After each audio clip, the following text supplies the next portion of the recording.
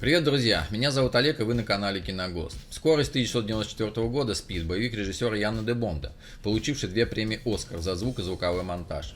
Фильм стал ключевым для актрисы Сандры Буллок, получившей после его выхода всеобщую известность и популярность. Нестареющий, напряженный, эмоционально накаленный, увлекательный триллер. Международный автобус заминирован террористом Говардом Пейном, Деннис Хоппер. Бомба взорвется, как только скорость автобуса упадет меньше 50 миль в час. Пока спецназовцы во главе с Джеком Тревином, Киану Ривз, выслеживают террориста, пассажиры автобуса сходят с ума от страха. Автобус едет по городу на очень высокой скорости, а за рулем его женщина, Сандра Буллок. Роль Энни, прославившей Буллок, предлагали тогда еще далекой от нынешней славы Холли Берри, но та отказалась. В списке Американского киноинститута 100 самых захватывающих фильмов картина заняла 99 место. На съемках было использовано 13 автобусов, 2 из которых взорвали. Ян де Бонд выбрал Киану Ривза на роль Джека Тревина после того, как увидел его на «Гребне волны» 1991 года. От постановки картины отказались Ренни Харлин и Квентин Тарантино. Сандра Буллок действительно научилась водить автобус для фильма, пройдя тест с первой попытки. Роль Джека предлагали Стивену Болдуину, Уильяму Болдуину, Джонни Деппу, Брюсу Уиллису, Тому Крузу, Джеффу Бриджесу и Тому Хэнксу, но все одни от нее отказались. Предложение 2009 года «The Proposal» – романтическая комедия режиссера Энн Флетчер, поставившая ленты «Шаг вперед», «27 свадеб» и «Красотки в бегах». Успешная амбициозная канадка Маргарет Тейт, Сандра Буллок, работает в крупном нью-йоркском издательстве. Когда она узнает, что ей отказали в продлении вида на жительство, сообразительная дамочка быстро находит выход из сложной ситуации. Нужен фиктивный брак и как можно скорее. Терять престижную работу и возвращаться в страну озер Мэгги явно не хочется. Чтобы не допустить этого, она идет на уловку и объявляет своим боссам, что фактически уже помолвлена со своим ассистентом Эндрю, Райан Рейнольдс. Правда, он ничего о помолвке не знает, но разве это проблема для такой целеустремленной особы? Применив испытанный метод кнута и пряника, Мэгги вынуждает несчастного Эндрю жениться на ней. Новоиспеченная пара отправляется к родителям жениха, которые живут на Аляске, и даже не подозревают, какие сюрпризы уготовила им судьба. Сандра Буллок играет канадку, а Райан Рейнольдс – американца. В реальной жизни Рейнольдс – канадец, а Буллок – американка. Бетти Уайт сыграла в картине бабушку героя Райана Рейнольдса. На момент съемок актрисе было 87 лет. Сандра Буллок и Райан Рейнольдс дружили до фильма в течение 10 лет. Именно из-за этого поначалу им было очень некомфортно сниматься друг с другом без одежды. Но в итоге, по уверениям актеров, смех всех раскрепостил.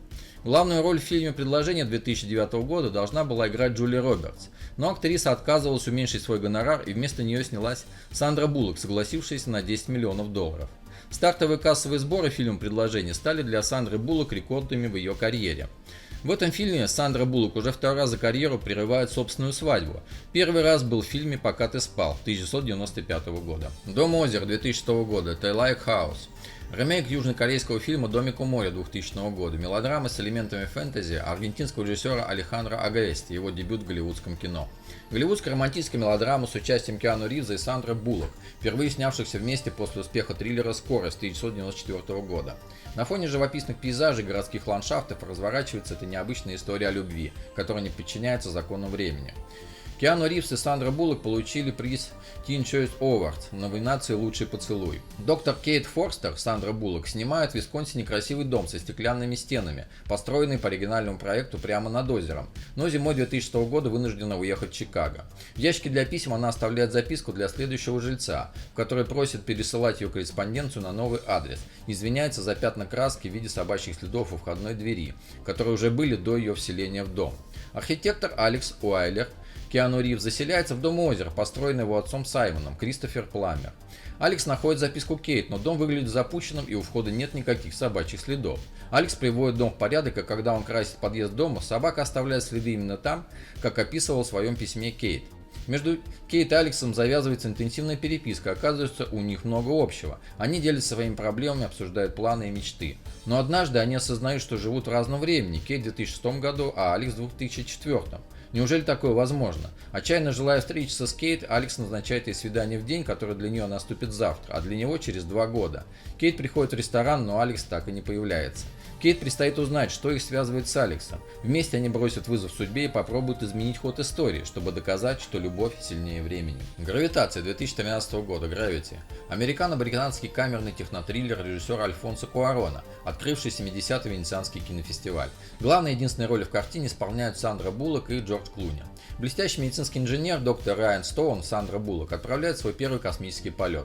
Команду космического корабля возглавляет опытный астронавт Мэтт Ковальски, Джордж Клуни, для которого эта миссия должна стать последней перед уходом на пенсию. Полет проходит по плану, когда в результате неожиданного столкновения космический корабль получает фатальные повреждения. Стоун и Ковальски удается выжить. Два человека оказываются в полном одиночестве, окруженные пугающей темнотой бесконечного космоса, миллионах километров от родного дома. Астронавты испытывают сильный страх и понимают, что шансов на спасение нет, но стараются не впадать в панику. Они знают, что спасательные возможности скафандров не безграничны, и каждый глоток воздуха приближает их к смерти. Но им не остается ничего другого, как дрейфовать вместе в глубины космоса. Картина «Гравитация» 2013 года открывается 17-минутной сценой, снятой одним кадром. Режиссер Джеймс Кэмерон назвал «Гравитацию» лучшим фильмом о космосе в истории кинематографа. Фильм «Гравитация» выиграл премию «Оскар» сразу в 7 номинациях.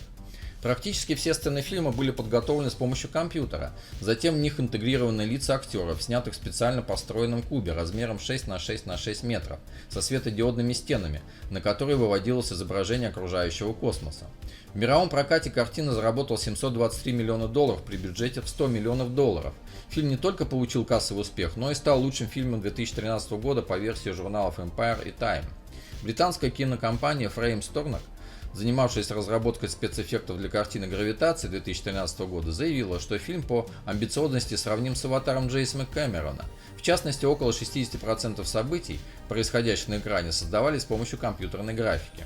Фильм «Гравитация» 2013 года, несмотря на точное изображение многих космических аппаратов, был раскритикован рядом научных специалистов за различные технические ошибки, в частности, излишнее упрощенное изображение полетов между различными космическими объектами. В ответ на критику режиссер фильма Альфонсо Куарон заявил, что фильм «Гравитация» является не документальным, а фантастическим. Сеть 1995 года, Tenet. Фантастический триллер о компьютерах, в которых хранится вся наша жизнь, и о людях, в чьих руках она может оказаться, от режиссера Ирвина Уинклера. Премия канала MTV в категории «Самая желанная женщина» Сандра Буллок за фильм «Сеть». Компьютерный аналитик Анджела Беннет, Сандра Буллок, тестирующая программы игры, случайно оказалась втянутой в опасный заговор.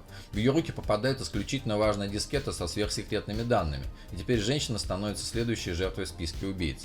Не только вся ее биография, но и жизнь может быть стерта, если ей не удастся разорвать сеть, которая все туже сплетается вокруг.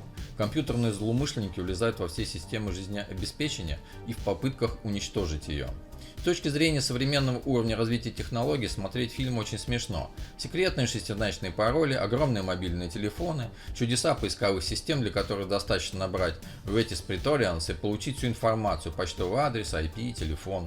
Выискивать киноляпы в этой картине – особенное наслаждение. Однако актриса Сандра Буллок смягчает излишнюю брутальность сценарной основы, привнося в действие не только ауру незаурядной человеческой личности, но и необыкновенную теплоту.